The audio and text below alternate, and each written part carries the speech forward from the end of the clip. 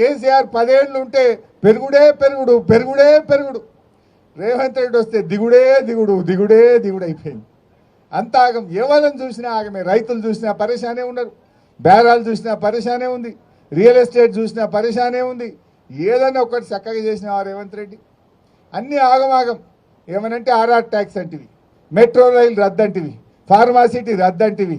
ఒక్కటన్నా చక్కగా చేస్తే కదా, నువ్వు సరిగా చేస్తే గిట్లుంటుందా? బంగారు పల్లెంలో పెట్టి అద్భుతమైన ప్రగతితో తెలంగాణను చేతిలో పెట్టిండు కదా కేసీఆర్. నువ్వు ఇవాళ మొత్తం తెలంగాణను ఆగం పట్టిస్తున్నావు. ఎసొంటి తెలంగాణ ఎట్లా చేస్తున్నావు? ఆనాడు కేసీఆర్ ఎక్కినాడు మంచినీళ్ళు లేవు, కరెంటు లేదు.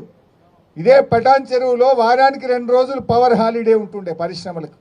2 రోజులు ఇండస్ట్రీలు మూతబడ్డాయి పటాన్ చెరువులో కేసీఆర్ ఎక్కినాడు. కానీ ఏడాది లోపలనే కేసీఆర్ 24 గంటల కరెంటు పరిశ్రమలకు ఇచ్చిండు, ఇండ్లకు ఇచ్చిండు, రైతులకు ఇచ్చిండు, కడుపు నిండా కరెంటు ఇచ్చి చూపించిండు.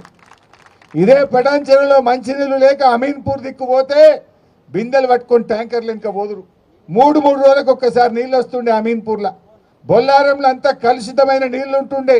అటువంటి బొల్లారంకు, అమీన్పూర్కు, పటాన్ చెరువుకు స్వచ్ఛమైన గోదావరి జలాలు, మంజీరా జలాలు తెచ్చి ఇంటింటికి ఇచ్చి తాగునీటి కష్టాలు తెచ్చింది బీఆర్ఎస్ పార్టీ కాదా అని నేను అడుగుతా ఉన్నా.